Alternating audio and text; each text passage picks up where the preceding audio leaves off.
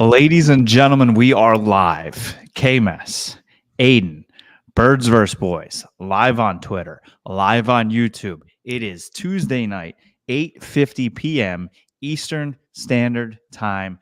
I think we can officially say day 2 of free agency. Well, it's still the tampering period. Day 2 of the tampering period is coming to a close. I would say work. Well, for me, it's done. For you, who knows? Working hours are done, but that doesn't mean a flurry of moves may come, even when we're live here.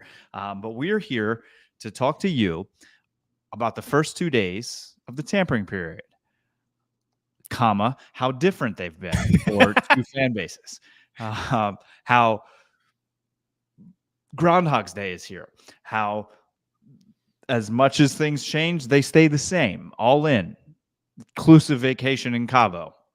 It's just this above me. If you're watching, believe, yeah. Ted Lasso, go F yourself. Okay, Aidan, how are you? I have something funny I want to show you that's so ironic, but I'll let you say how you're doing, and then I'll get into it. All right. Well, the lesson in Ted Lasso season 1 is it's the hope that kills you, and you guys actually believed that the Cowboys would be all in, and then look at here. It's the hope. Not. It's true, but there was a lot of all in talking. Like this might be different this time. I'm great. I would never complain about vacation, but I am willing to admit that I had so much fun on vacation that I was very, very tired these past few days. And the only thing that brought me back was the flurry of moves from the Eagles. I am rejuvenated, energized, and ready to go after what's been a very successful day 1 and day 2 of free agency for the Eagles. Listen, I did a full show with you from Turks and Caicos on a balcony, and this guy's having too much fun in Florida to talk about football. But I get it. It was baseball season for those few days for you, and now you're back. I needed a little, it was a rough end to the season for the Eagles, so I had to go back to my boys. I had to watch the Phils a little bit, and now I'm back on the Eagles train. I just need a little break, a little refresher. Now here we are. Now Saquon Barkely's an Eagle. It all works out. What a vacation. Works out for a lot of money for an injured player, but we'll get to that. Yeah, okay. All-time Twitter day for me, and all-time Twitter week, I would say, for just Twitter in general. These are the moments, these are the days, these are the weeks that Twitter was made for. I think COVID was a time where it just felt like we were just all tweeting together. When there's big sporting events or big moments happening, maybe, I don't know, a manhunt happening in Philadelphia, it just seems like everyone's together. And this is one of those times right now, NFL free agency. People always threaten that they're going to leave Twitter. And I know people have increased those threats since the recent purchase of Twitter, but they're not. Because you can get up the minute news that your team is signing all of these stars or not signing any stars at all and watching it happen. And then the jokes that ensue with every free agency signing is just, like you said, it's exactly what it's made for. It's just comedy mixed in with your team signing all pros. It's literally it's the virtual version of the high school cafeteria when you're growing up and everyone was talking sports. That's what Twitter is these past few days. That's why I love it. Serious question. Is there one person that calls it X besides Elon Musk? I mean, I don't even think Elon Musk calls it X. Once something's in my brain, it's stuck. You know that. That's why I still can't pronounce Jeremiah Usu-Karamoa. That's just because how I said it. Nothing can change in my brain once it's in there. So it's Twitter for me forever. Well, good thing CJ Gardner-Johnson's back then for you, because you must have thought he was on the team last year.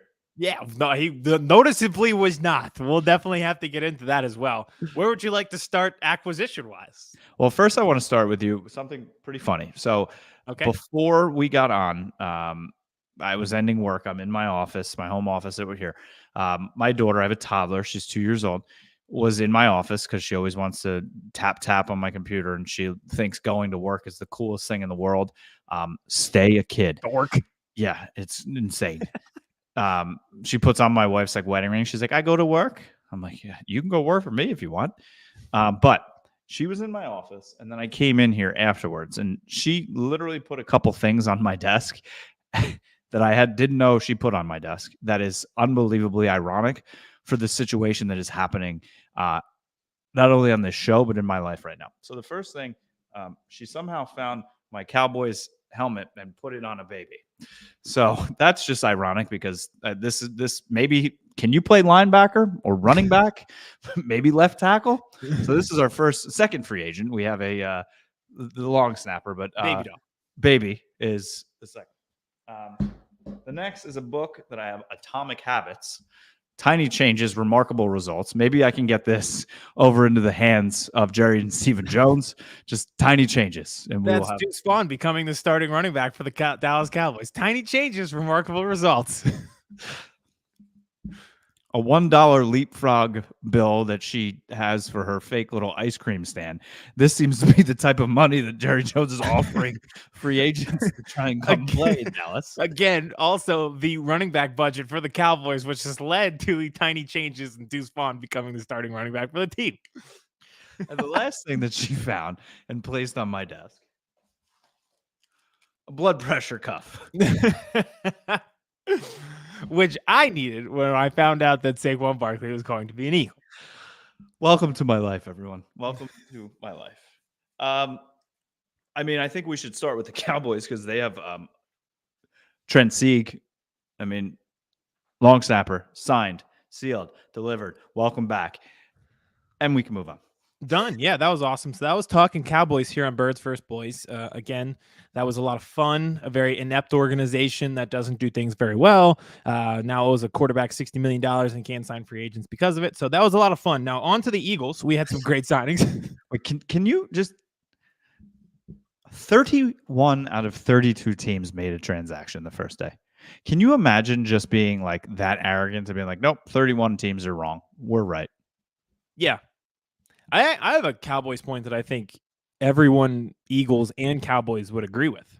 Would you like to hear that? I think that this would be the point that you'd agree with because I think you and I have like a similar football mind. Okay.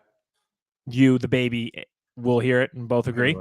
Here to listen. So this is the thing that bothers me with the Cowboys and why I think they're inept. When you look at some of the things that the Eagles have done, take away the splash signing of Saquon Barkley. Today, they signed Matt Hennessy, who is an offensive guard / center with positional versatility, who started 22 games for the Falcons. He comes in and will be that sixth man on the offensive line since Sue Opeta is gone, Jack Driscoll is gone, and last year, Landon Dickerson and Cam Jurgens at the guard position both missed time. So you may need that sixth guy. You may need that guy to play guard this year. And you bring in somebody who has, like I said, multi-positional versatility. Hennessy was a center at Temple. He's a guard in the NFL. He can play both. Center is now a position maybe of question for the Eagles. So they bring in a guy like that for $2 million. You don't need to make the splash moves that the Eagles are making, but the Cowboys aren't even doing that. Like, to not be working the margins with some of these things makes them so inept. You owe a quarterback and have a high price tag on your quarterback, so you should be working the margins to make your team better. What's stopping them from signing interior offensive? They're on vacation. It's dumb. It's dumb. It's dumb. It's dumb. It's so bad. Like, that isn't the problem. Like, yeah, they probably should have signed Derrick Henry, but that is not the problem to me. It's the fact that they don't work the margins with stuff like that. Like, here's an example. Michael Gallup just seems to be out the door in everyone's mind. Devontae Parker is now an Eagle, and the Patriots are paying him more to be an Eagle than the Eagles are. Why aren't the Cowboys doing that?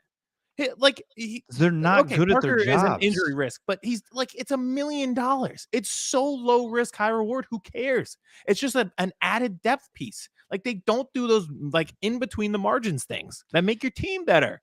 It's almost like they're doing a bit at this point. Like, they're just like, nope, we're not getting involved in any day one, day two. And then they're going to wait 10 days into free agency and sign Benson Mayowa and then tell us what a great player he is. And then he's off the team in a year. Like, last year, right? We thought things might have been changing a little bit. They went out and they traded for Brandon Cooks, right? They went out, they traded for Stephon Gilmore. Moves that I think you and I both agreed were unlike them and impact.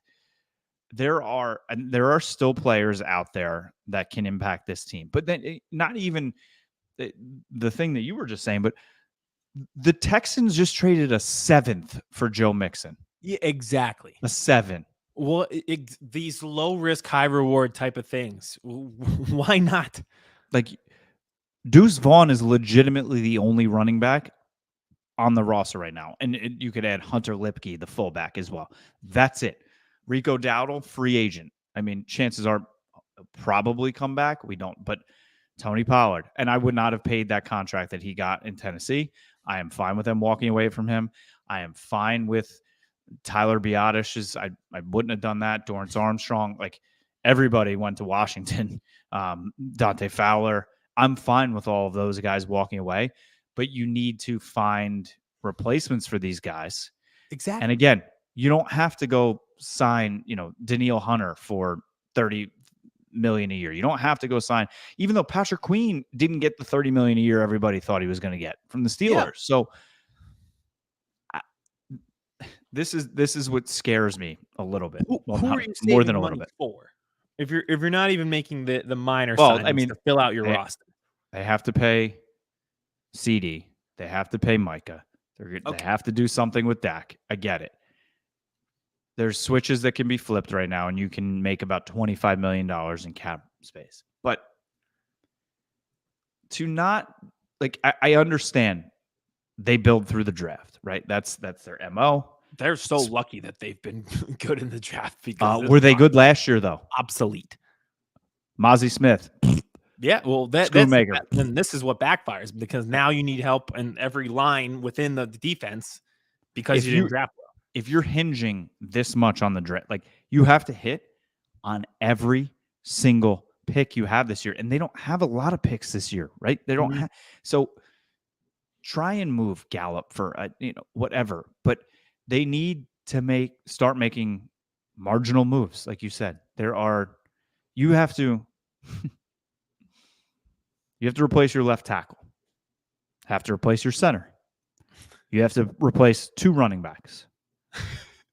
You might have to. Stephon Gilmore still now sitting out there. You're going to have to replace a starting cornerback. Is Trayvon Diggs going to be ready to start the season? You might need a second cornerback. Jaron Kearse is gone. You're going to have to replace a starting safety. You're going to have to replace probably all of your starting linebackers besides Micah Parsons. Dorrance Armstrong is gone. He was second in the team in sacks last year. He's not there anymore. Hankins up the middle. I guess you could say one technique, also a free agent. It's the whole team. Aside from that was the play, Mrs. Lincoln. Yeah. That's what I'm saying. Is like, yeah, there's plenty of talent still out there, and some of the best moves in free agency come after the fact. Right? With the Eagles, one of the best signings that they've had recently was Hassan Reddick, and it wasn't like they did that at 12:01 in the tampering period. Like, that came way after the fact and was an incredible value deal at 3 years, $45 million. Even though now he wants the extension and it'll go up in the price tag. But again, like, to just not be on the board at all with this many holes, and to not even say to yourself, like, hey, let's just try it. Like, the safety pool is huge, like, why aren't you trying for guys like Jordan Poyer or somebody like that? Just like go out. You don't have to sign Xavier McKinney and pay all that money. Although I love him and would have given him any amount of money. Yes. But there's other guys out there. That's the beauty of it. And Jordan they haven't done Poyer hasn't signed yet, I don't think, right? He went to the Dolphins. That's right. You're right. Sorry.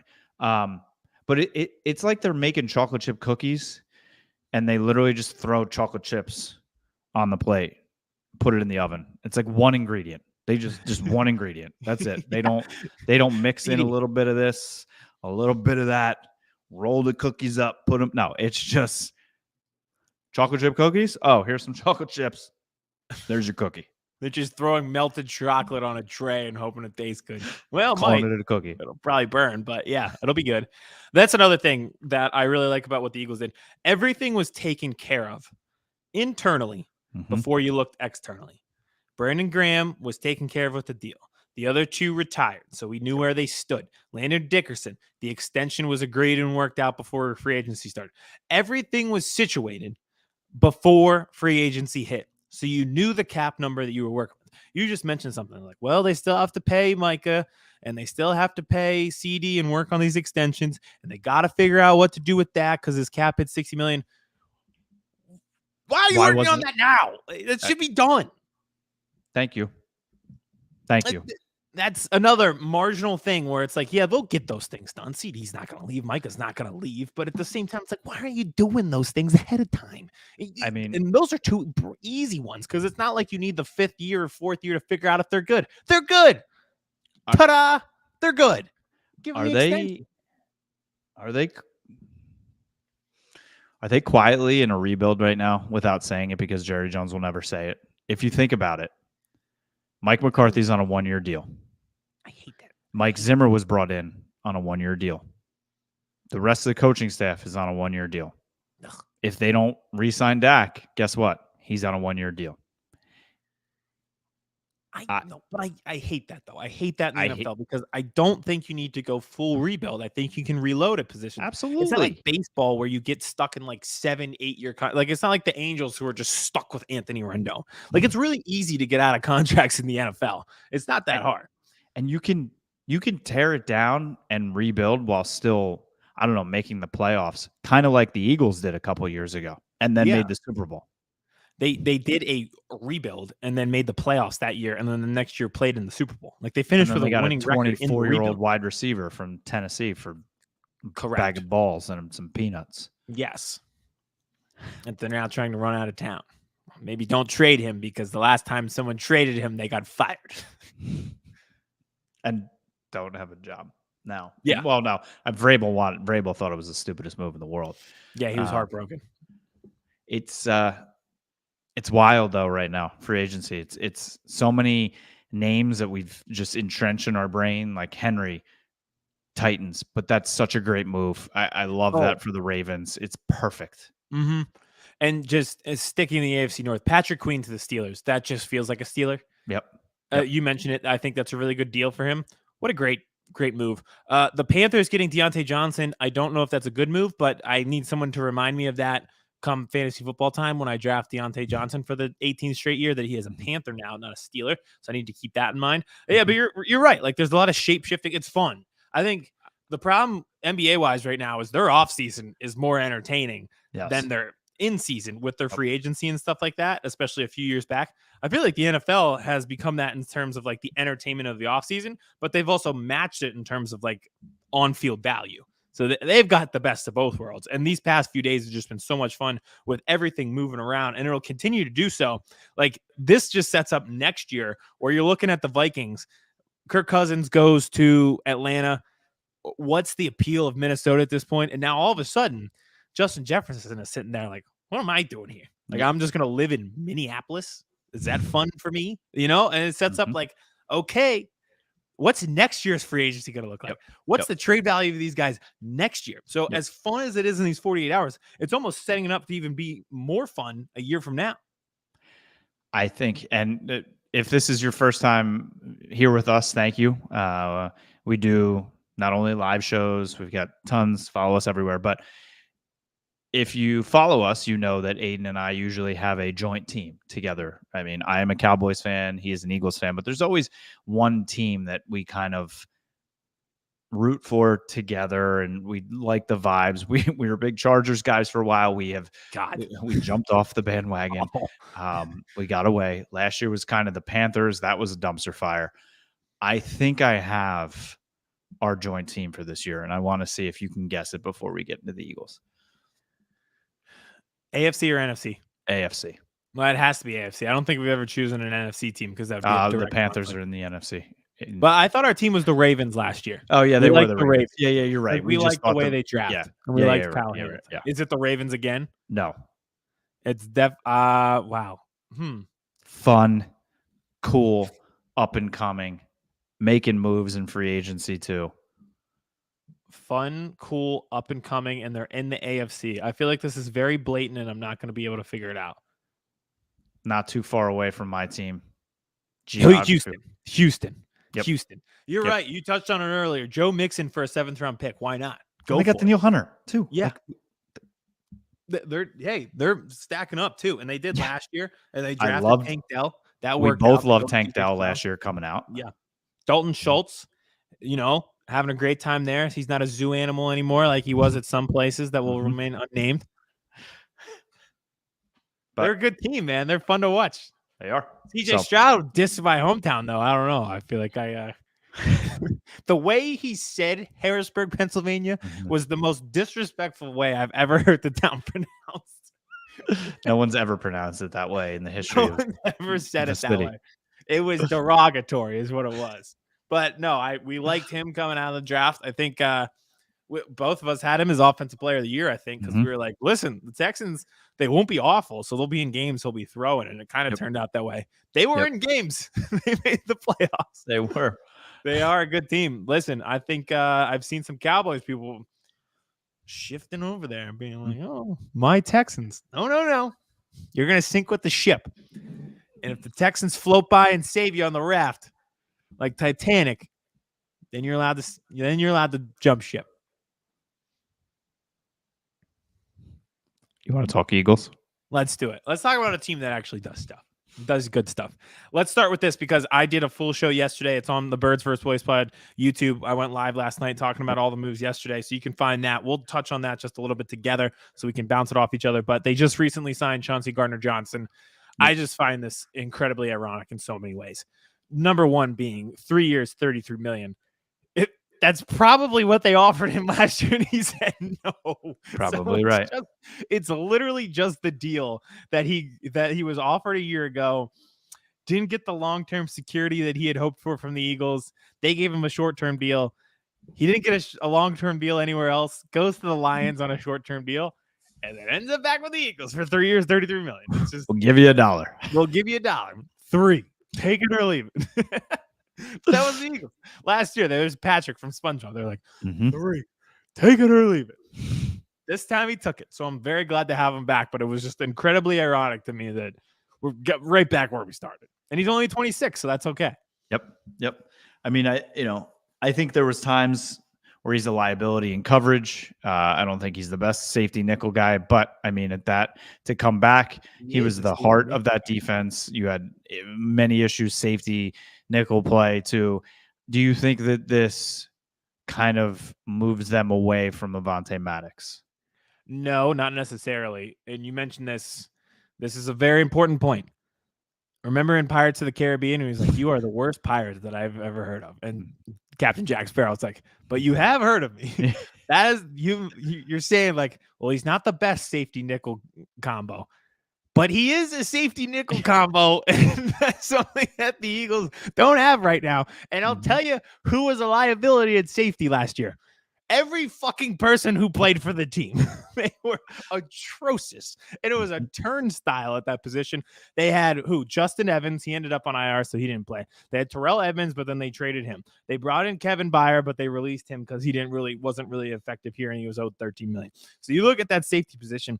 The most reliable person was Reed Blankenship, who was hurt twice. So I would venture to guess that even if you have liability issues with Chauncey Gardner-Johnson, and he gambles, he takes risks, he's aggressive, that can lead to penalties, it is 10 notches above what they were working with a year ago. And it's just in a variety of ways.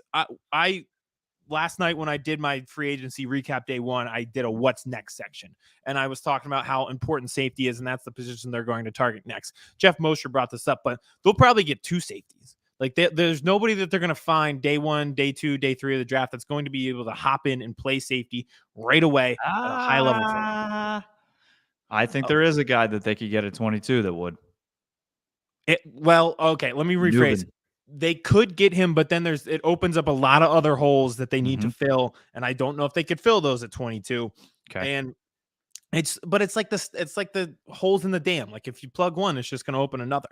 But I do think that 2 safeties were on the table, and Chauncey Gardner-Johnson was the most obvious name once Xavier McKinney was off and for the price tag that he was off at. I think this is a very reasonable deal at 3 years, $33 million. Again, he's still 26 years old, so even at the end of this, he'll still be in his prime. I'm 29, so that counts. 29 is still in your prime. I would just like that to be out there.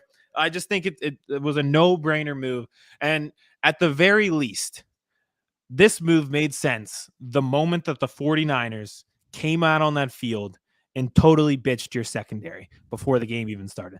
That game ended before it even started. 11 months of trash talk. They came out on the field, walked right through your secondary drills. Nobody said a word. Nobody said a peep. They just watched him do it. James Bradbury stood there like he was a monk who took an oath of silence. It did not matter what happened like for the past 11 months and the amount of trash talk that they had on you. They walked through you like they owned you in your own stadium, and that would just never happen with Chauncey Gardner-Johnson. He is the number one hater of Deebo Samuel. I'm number 2, but at the same time, they lacked life. They lacked life, and he never did on the field. And I think from that standpoint and from everywhere, the positional versatility, the talent, he had 6 interceptions the year ago with the Eagles. Nobody made big plays in this Eagles secondary a year ago. And he has heart. So it checks every single box that you can think of. All right. I'm going to run through some names here since you mentioned that they are probably going to want another safety. I thought, too, you were going to get, well, I know Xavier McKinney was who you were really targeting, but I thought you were going to finally get your other guy that you've always wanted, who signed with the Commanders, Jeremy Chin. I thought that too. 1 year, $5 million. That's nothing. That's small potatoes. Yep. That I think I like some of what the Commanders are doing, to be honest with you. Hey, they have a great owner who pays a lot of attention. He, great guy, not a huge scumbag at all. All of his focus is on one team. That's not detrimental to anybody else. What a piece of shit. All right. Cameron Curl. Am I saying yes or no to all these guys? Yeah. There's not a lot left. Or you just shout out when there's one that you okay. Julian Blackmon. Yeah, well. That's Jordan maybe. Fuller. Maybe. Jordan Whitehead. Another maybe. Deshaun Elliott. I like him. Tayshaun Gibson. Mike Edwards. I kind of like him. Micah Hyde. Yeah. All the Bills people I like. J-Ron Curse. No. Eddie Jackson. I did like him. Sam Franklin Jr. You went to Temple, so that's an automatic yes. John Johnson. Another yes. This would be funny. Terrell Edmonds. No. Tried that once, didn't work. Not going back to the well on that one. We're going back to the well on Chauncey. We're not going back to the well on Terrell Edmonds. No shot. Tracy Walker. Where was he before? That's what's going to bother me that I can't remember. He was with the Bengals, wasn't he? Lions. Oh, yeah. You're right. They just released him, and that was kind of a surprise. Yep. Yeah, I mean, I could see that. It would be very funny if we just took the Lions secondary. We'll just take Bikini Bottom and push it somewhere else. But yeah, I'd be okay with that. And then last two, Ryan Neal and Ashton Davis. So there's names out there. You didn't name my the fella from the Denver Broncos who will probably end up here. Oh, Simmons?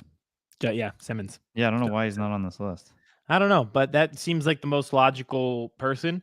And there's been multiple people who said, hey, just because they're in on Chauncey doesn't mean they're out on Simmons. And just because they're in on Simmons doesn't mean they're out on Chauncey Gardner-Johnson. So if they both end up here, again, I would not be shocked.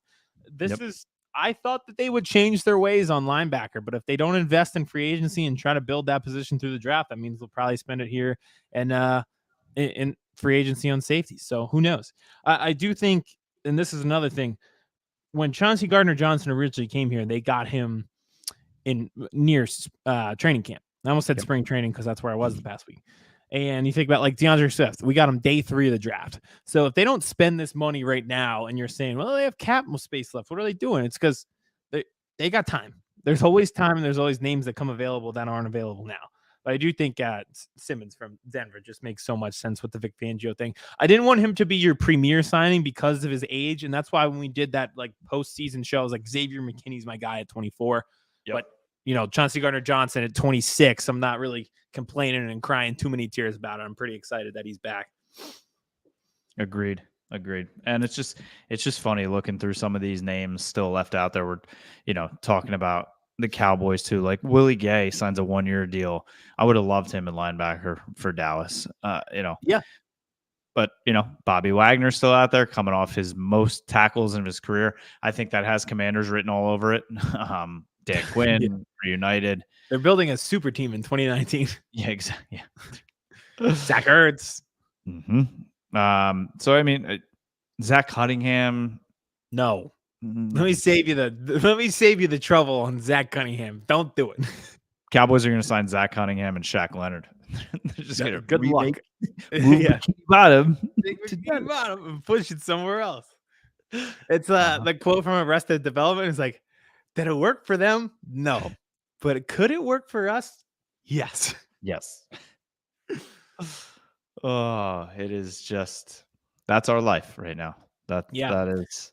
I really did think both of our teams, my one surprise so far, I thought this would be the year that we'd start to look at linebacker. But aside from, Patrick Queen, Willie Gay, Aziz, who were the guys at linebacker that you were saying, all right, like these are premier names. And I think we both thought Patrick Queen, the price tag might be too high. Yep. I didn't think it ended up being that high, to be honest with you. No. But 3 years, 41.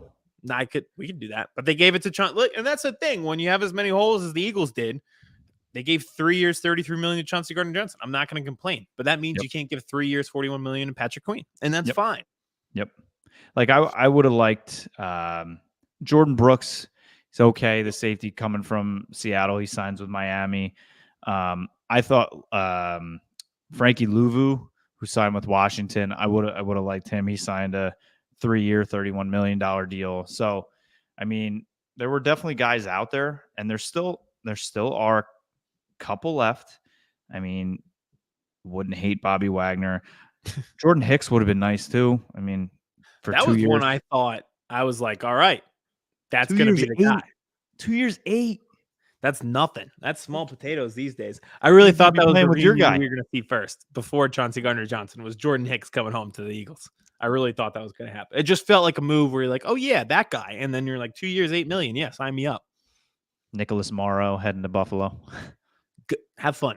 The Buffalo, they're in an interesting position. The amount of talent that they lost on defense. Gabe Davis to the Jaguars, which is another guy. The Jaguars are just forming the Avengers of people I can't talk myself out of in fantasy football.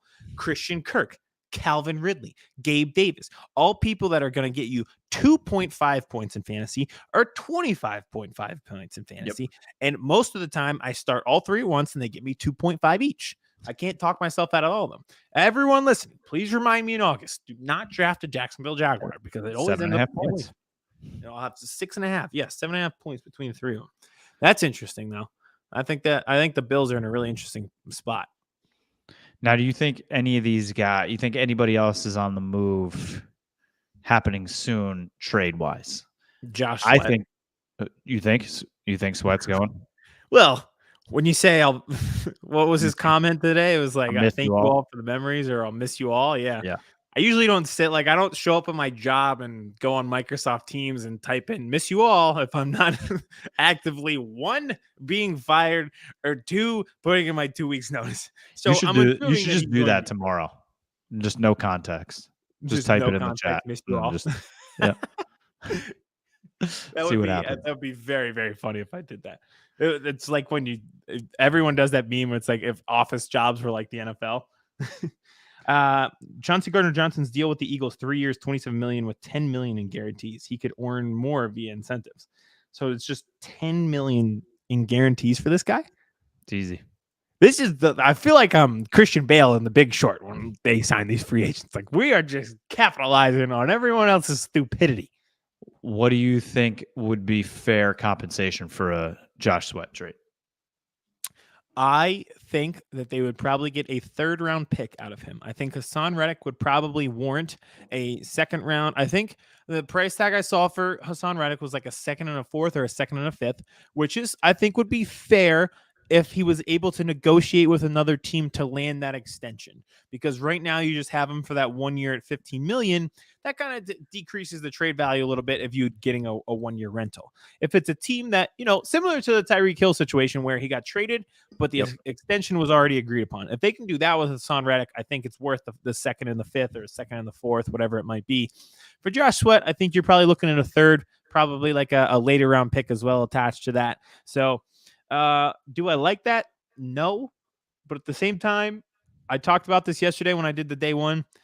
They are trying to find ascending people. They don't want to be stuck with the bag when the guy leaves his prime. And Josh Sweat was a perfect example of that. They gave his extension before he was a 3-down defensive end for them. Came out of Florida State, dropped in the draft because he had a knee issue. In his first few years, he did not play all 3 downs, and they didn't know if he could because of that knee. He turned out great. The extension has been great. If this is the end, I would be very disappointed because I love him and I love Hassan Reddick as well. But I understand the logic of trying to get younger and target those people ascending into their prime, like Bryce Huff. So I think he would be a guy who could be on the trade block. But, again, when someone tweets or comments, "We'll miss you all," it leads me to believe that they probably will not be back. What about Justin Fields being traded to the Eagles for QB2? That exists on one radio station only. No offense, but that's history is doomed to repeat itself. Never know. It's Germany in the 1920s and the Eagles bring in too many quarterbacks. History is doomed to repeat itself. Hey, Marcus Mariota about to be QB1 in Washington. How did he get $10 million? What did anyone see that he could get $10 million? I do think, just going back to the Justin Fields thing, I don't know if you saw the tweet today, but it literally made me laugh out loud, where somebody tweeted, he's like, I would draft Caleb Williams #1 and just have him sit behind Fields and rack up the wins with Fields. And somebody posted that Drake music video where he's showing Lil Yachty how to do the computer. And he's like, oh, the guy was like, just win a bunch of games with Justin Fields. It's like, there's a reason they have 2 top 10 picks this year. It's because the whole win a bunch of games with Justin Fields thing isn't working too well. I saw something else too, where the radio station in Boston was just suggesting that Justin Fields just play wide receiver. just play wide receiver. Yeah, well, hey, listen, they tried to do that to Lamar Jackson and he turned out to be an MVP, so maybe they can turn around with Justin Fields. I don't know what they're going to do. You and I love Caleb Williams, so if for me, I like you Caleb don't love him Williams anymore? When did this change? No. I like him as a player. I don't like him as a person. Oh. Like, he's a biatch. Always have. I don't like the nail polish thing. No. I don't like the... Listen, if he wins 13 games a year for my team, I don't care what he puts on his nails, as long as the hand works. He's as long as he's quarterback. He's a USC quarterback. I'm a Notre Dame fan, so that is true. Okay, but that's where the problem came. But I think he's QB1. We loved him at Oklahoma, then he went to USC, and then you didn't like him because you like Notre Dame. That checks out. Checks out. We'll see how many other, does Michael Gallup end up moving? Do the Cowboys make any type of trades like they did last year? Does T. Higgins, who requested a trade, end up somewhere else? You imagine him ending up in Kansas City? We've been saying this since before they won the Super Bowl. That just felt like a natural kind of spot, knowing that T. Higgins and this kind of was a possibility that he was going to get franchise tagged or he's going to be a free agent. What's stopping them from saying, yeah, why not? No, Cincinnati being like, yeah, no, we're not giving you him. That is true. Yeah. I guess honestly, the franchise tag probably saved them from him signing in Kansas City. Can you imagine what his price tag would be? Playing your career with Joe Burrow and then Patrick Mahomes. Can't get better than that. Can't get better than that. That's like being a co-star in Euphoria. And it's like, okay, I'm with 2 actresses. It's Zendaya and it's Sydney Sweeney. It's like, well, you did all right. And now Justin Jefferson staring Sam Darnold in the face. That poor guy. Hey, but I made that point earlier. That is a bad thing right now for Minnesota. It is a very good thing for 31 other teams. I'm just saying, not out of the realm of possibilities that we could get Justin Jefferson in the end. That is the pipe dream of all pipe dreams. I guess we could get into Saquon, but Justin Jefferson ending up on the Eagles after the sequence of events that led to this would be the funniest possible outcome in the NFL. You know what else is before we get into Saquon is kind of hilarious is this whole, first the tampering period. Shout out LBI. But like deals being announced 38 seconds after it starts. But if you think about it and you're just like, how the hell would Atlanta sign Kirk Cousins to that much money without being able to do a physical on him or anything coming off an Achilles injury? Yeah. I don't know if you remember this, but do you remember, I think it was the COVID year, maybe a year after. No, it's like 2019 in the NBA, and it was like free agency, And at 6 o'clock, Woj just tweeted like 40 straight tweets. Just at 6 o'clock, he tweeted 40 times in a minute. And it was like, did all these people sign at 6:01 and talk to the teams and agree, or did some things get done beforehand? And I feel like that's where we're at with the NFL. It's like, you have the really legal fast tampering fingers. period began, and the illegal tampering period began last week. Yes. At the combine. At the combine. Yeah, honestly. Or at the Super Bowl. Or during the season last year. It's interesting what the league does about that, because it's just fun. Everybody's having fun. Everybody's engaged and loving it. So do they even want to change it? The NFL or the NBA cracked down and they give penalties out now. But at the end of the NFL, do you want to crack down? It feels like everyone's kind of enjoying it, and they're okay with it being the wild, wild west.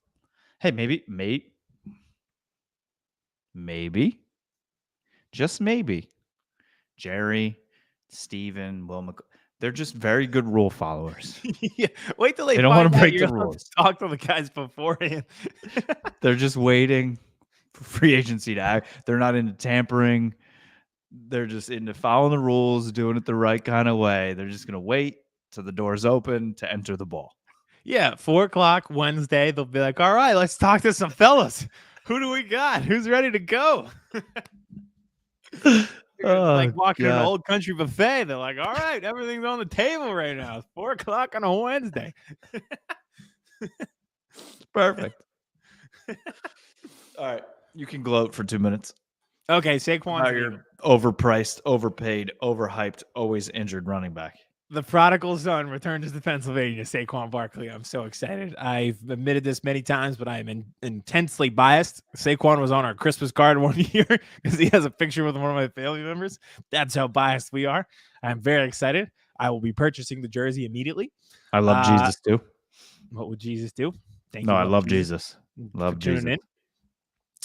But yeah, I have legitimate football reasons. I think you and I talked about this. There were risks to it, and I admitted those risks. But I'm not going to complain about having a really fun NFL running back on my team. That's electrifying. The Cowboys have watched other NFC teams go all in, Rams, Niners, Eagles, and have a Super Bowl trip at minimum. Yeah. Yep. They don't do it. Oh, they got to get with the times, man. And all those teams has going all in backfired on them. No, because I mean, people thought it was backfiring on the Rams. Yeah. So now look, yeah, exactly. Puka Nacua. You have to draft well to get yourself out of that, but yep. I mean, they were in the playoffs. They probably should have won that game against the Lions this year. Yep. Now I have cap space this year. Yep. So, and Stafford's arm seems like it's back. Even if, let's say, he plays 1 or 2 more years, they'll be able to replace. It was a rigatoni noodle for a minute. That'd be a fun landing spot for Dak Prescott next year. It would. L.A. I know my landing spot for him if he doesn't resign this year. Vegas. Yep. 100%. Oh, I got it. I thought 100%. Christian Wilkins to the Raiders was one of the more underrated signings of these 2 days. I thought that was a great signing. I think Antonio Pierce is going to build a team there. So do I. They need a quarterback, but they can do that. Dak Prescott. They can do that. Dak Prescott. Yeah, there you go. In a year, they'll have Dak Prescott. That's the other thing of rebuilding if you're the Cowboys. What if Dak Prescott just walks in a year? Then what is your rebuild? I feel like it's the same thing. It's it. I mean, they haven't drafted a quarterback in the first round. I think it's them and the Saints for the longest time. I think Troy Aikman, it's just, Tony Romo was an undrafted free agent. They are so fearful of that quarterback purgatory that they were in post Aikman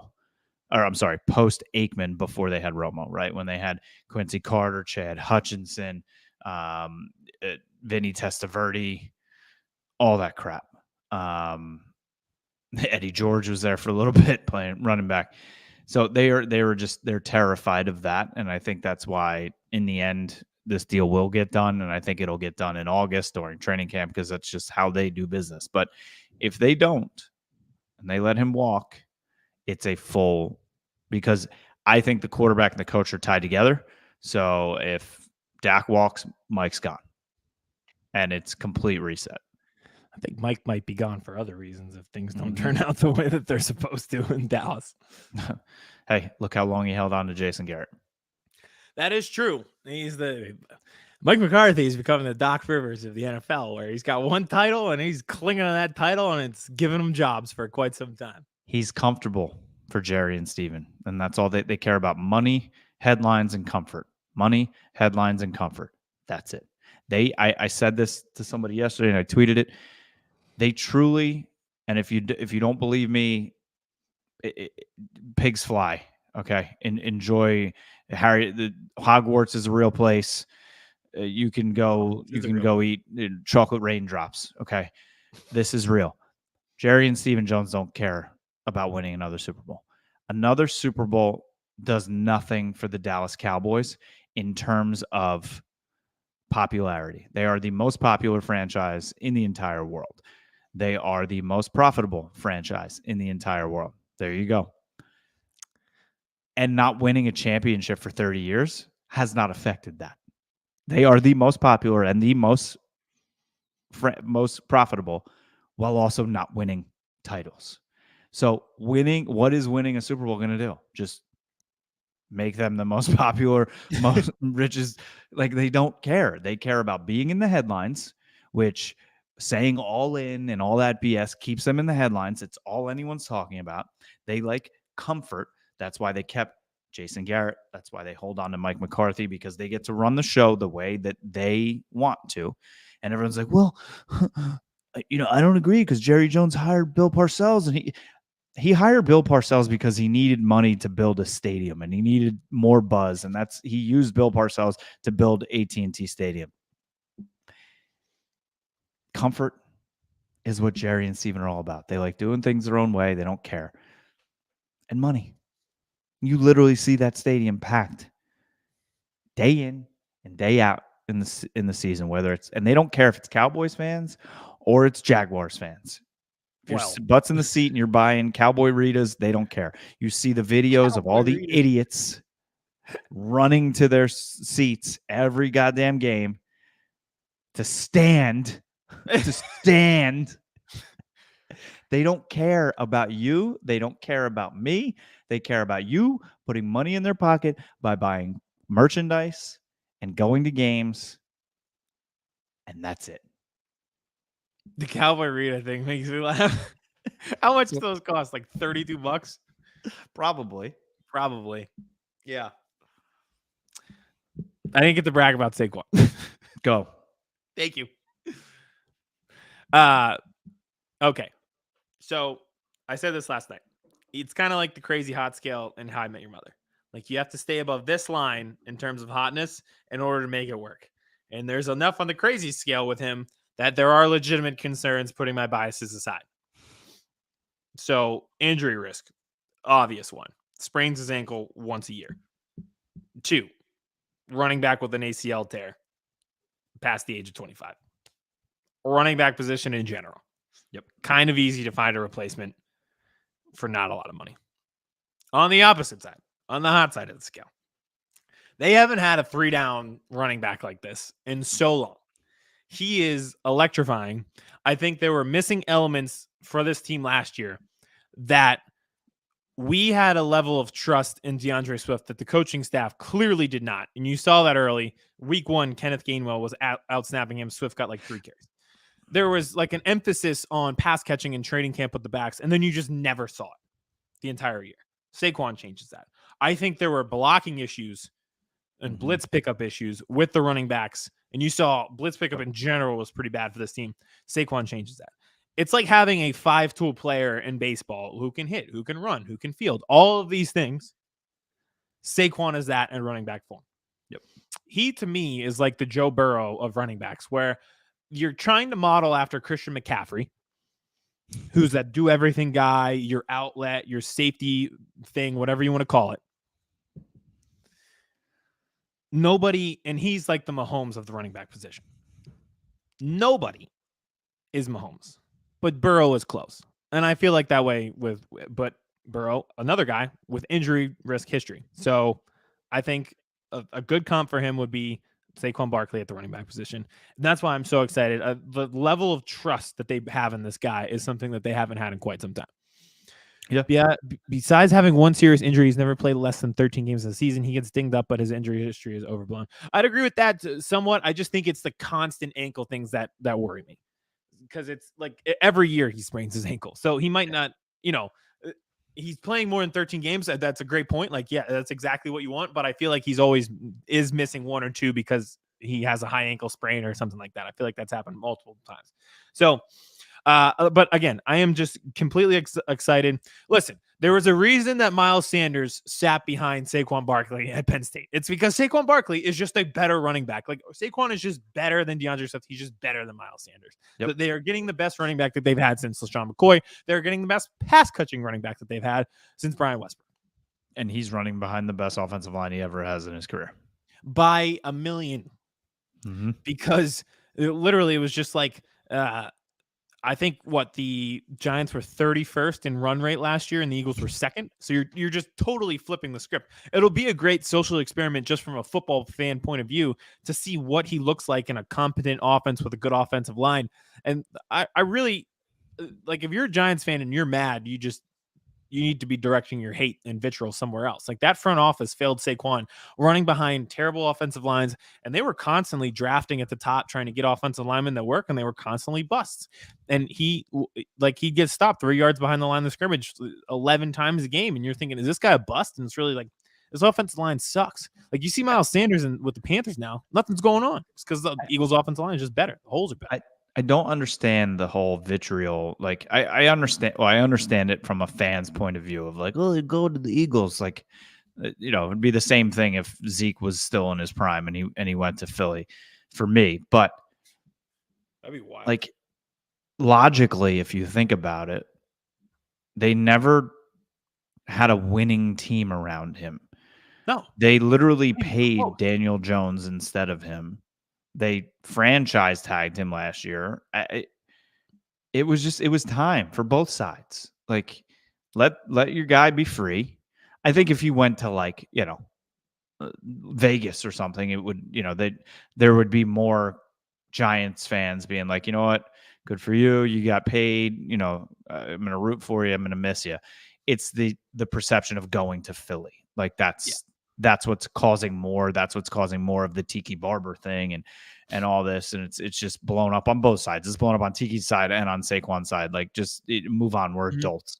But, the Giants did nothing for him to be like, you know what, I'm going to be loyal, take less money and stay here and continue to pound my head into the ground, into the worst turf in the NFL against the worst offensive line in the NFL.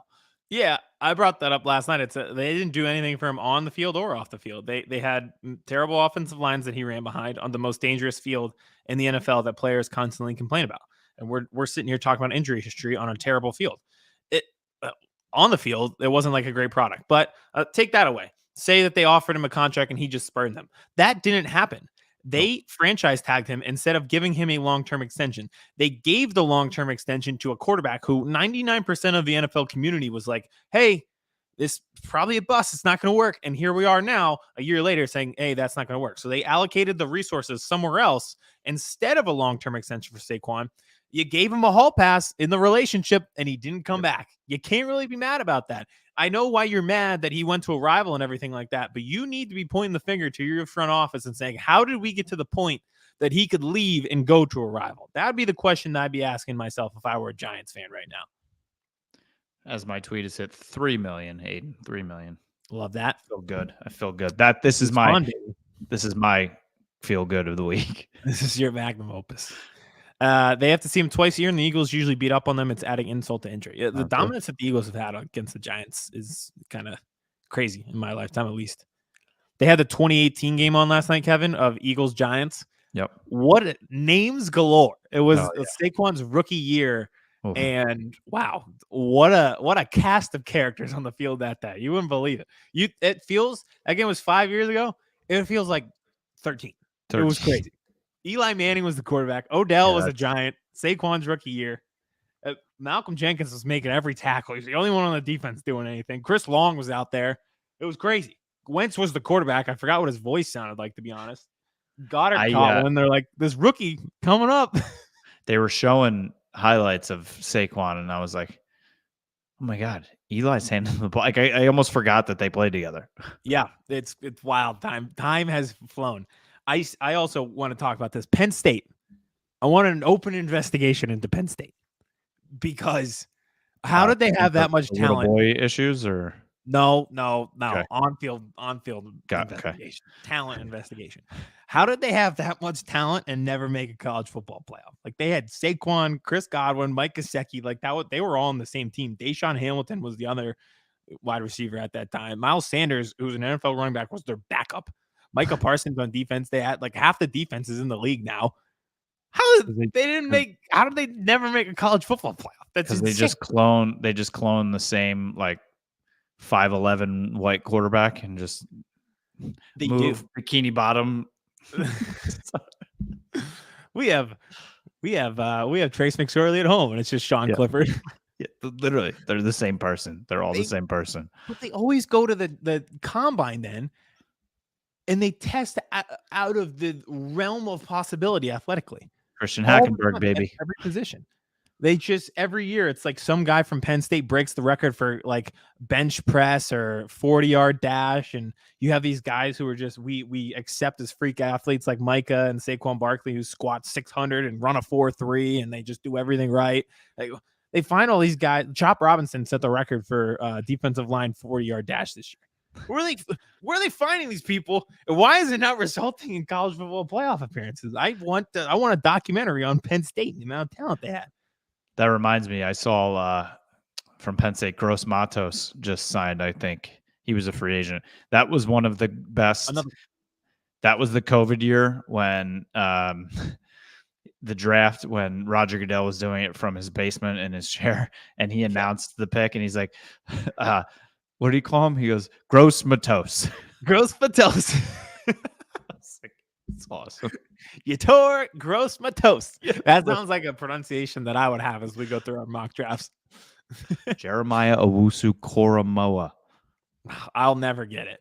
Until he's an Eagle. Though, we called it. We knew he'd be good. Man, that's the one I really regret. He's got to be coming up on free agency or something soon. Maybe he has to, because well, that was that year. So, I mean, maybe they already re-signed him. If he's not, I know our free agent target. Bring him to me. So, right, I think if you're the Eagles right now, there are a lot of holes to fill, but they've done good so far because I really like it. I'm going to finish with what I started on. Bringing in guys like Matt Hennessy, like that'll go so under the radar when you sign people like Saquon. But it makes all the difference. Tyler Steen played this year. Sua Peta played this year. Like at guard, Juergens and Dickerson both missed time. To have a reliable six-man on that offensive line go so far, and it's the kind of opposites of the realms where you have the splash signings like Saquon, but you make those marginal difference moves that will come in handy week 9 when Landon Dickerson has a sprained ankle. Like it's a great move, and I think they do a great job with stuff like that. Or you just don't sign anybody. Or you go the Cowboys route and don't sign anybody. I don't know what the plan is. Like it's not like it's like they have bad players. They do not have players at certain positions. This is a great question, and I don't know the answer to it because we've never seen Kellen Moore with a quarterback like Jalen Hurts who can move like that. So he doesn't really love to run the damn ball, but he will utilize Saquon out of the backfield as a receiver a lot, I think. So I'm interested. That's a great question. And I know this has been reported, I think, as James Palmer. One of the reasons that they signed Saquon, Kellen Moore wanted him for that offense and an emphasis on play action. That was something the fan base was calling for all last year, where the offense got so predictable. There's no play action. I thought they did such a great job with it in 2022 and fell off with it in 2023. Well, if your eyes are in the backfield on a guy like Saquon, that really opens up things downfield to get the ball to Devontae Smith, to get the ball to A.J. Brown. I just think like that kind of like safety outlet there to have Saquon at all times where you're like, okay, we prevented the home run with AJ, with Goddard, with Smith, and then you kick it to in the flat to Saquon. He makes a guy miss, and it's like, all right, it's still 2nd and 3. Like we did everything right, and it's 2nd and 3. I think that's going to go a long way this year. All right, I'm going to end it with this, with the Cowboys. Something I've touched on already in the show, but we've had more people join. Thank you for everybody who has been watching for the hour that we've been on. Aidan, get your fingers ready. Okay. We're heading into day 3 of the tampering period. Dallas Cowboys need to fill and replace starting left tackle, starting center, 2 running backs, possibly 2 cornerbacks, a safety, probably 2 linebackers. We're at 9. Probably a defensive end. Probably, actually, definitely a defensive tackle. And you might need a wide receiver. So that's probably also another offensive tackle as well. And they have $1 to spend. They've got 1 yen. They don't even have $1. They're working in Japanese currency. They have 1 leapfrog ice cream dollar. that my daughter literally, when she brings the ice cream cart to my office if I'm working here, and I'm like, oh, I'll have a vanilla. She hands it to me, and if I don't have one of these, she will take it back from me. She knows the importance of money. Hey, teach capitalism young. Let's get after it. We'll see. Day 3 starts tomorrow, but like we said, they're rule followers, so they think they're going to wait till 4 p.m. on Wednesday. They'll be making some. Hey, then we'll be back tomorrow, and they'll be making some moves. I can't wait. I'm very interested to see if any deals get reneged anywhere. Something will happen. That is a great point, because I feel like that happens. And why does it happen? Is it failed physicals? Is it because someone went back on it and they're like, actually, I don't want to go to this team. I think I like a deal elsewhere. I think that happens like once a year. So because I'm sure even though guys are agreed, like teams that are interested, like what if they come up with $5 extra million or something and go to the agent? Great point. In college football all the time, until your name's on the dotted line, like if you're a verbal commitment, you're not actually committed to the school. Nope. You're verbally and officially signed letter of intent are 2 very different things. That comes into play here. This is the legal tampering period. You can mutually agree, but your name's not on the dotted line yet till Wednesday at 4:00. So we'll see. It'll be fun. Thank you, Jesus. Thank you, love Jesus. Thanks for the show, guys. This is a lot of fun. I'll tell you what, signing people who are good at football, I'm just going to go on record here. It's a lot of fun when you sign people who are really good at football. It's a lot of fun. I'm having fun. Yeah, we signed one of the best long snappers in the league. True. So did we. We brought our punter back. We brought our long snapper back. We got them back. We got a safety. We got a defensive end. We got one of the coolest and funnest running backs in the game. Let's go. This is the best. How about the Chiefs getting the punt god too? Yeah, I'm very interested with that. I know, like, if you miss time in sports, you kind of get rusty and you never are the same.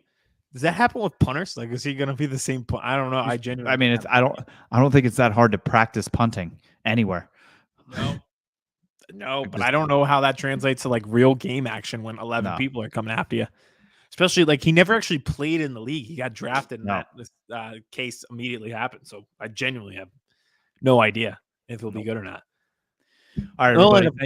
Thank you for watching live here on our YouTube page, on Twitter as well. We do full episodes. They are housed anywhere you listen to podcasts, Google, Apple, Spotify. We are there. Our YouTube channel is where you'll find also full episodes where if you want to look at our beautiful faces, we do player breakdowns. We are doing mock drafts. We love draft season. This week, I think Aidan and I are going to do another 3-round mock draft where I draft for the Cowboys, Aidan drafts for the Eagles. That will be on our YouTube page. Our Twitter page is just lots of fun, right? Lots of funny memes. I have one going viral right now, Kmess22. Aidan is at Aidan_powers__. And then we are on Instagram and TikTok as well. Make sure you hit that subscribe button, smash the follow button, tell your friends, tell your family. Yes, the show is called Birds vs. Boys. I am a Cowboys fan. Aidan is a Birds fan, but we cover the entire NFL from draft to Super Bowl and everything in between. So thank you for watching. We really appreciate it. Enjoy free agency or enjoy your vacation if you're just not doing anything for. I did both. I went on vacation and I got Saquon Barkely. It's the best. This is the best. The Phillies are good. We have Saquon Barkley. CJ Gardner-Johnson is back. This is the best. I'm having fun. I don't know about you. This is fun. You want to know what so this isn't, I'm gonna end on this. This is what I love, and I think you're kind of like this with me. I love obscure sports, and I like them at like all different times. That's why I love like the Olympics. I love the World Cup when it's like 2 a.m. and you can like there's curling is on or something. I just love it. But my wife is due in June with our second child, and that first month, 2 months is you don't sleep, and you're up in the middle of the night like 4 times a night. Summer Olympics in Paris. I will be watching rugby and high diving and all the good things. So I'm excited too. I'm happy. Cowboys. I cannot believe the Cowboys, if they can do a place mentally, that you're excited for the diving and the Summer Olympics. Oh dear Lord. Oh man, I feel for you. But we have Saquon, so I don't feel for you that much. Goodbye.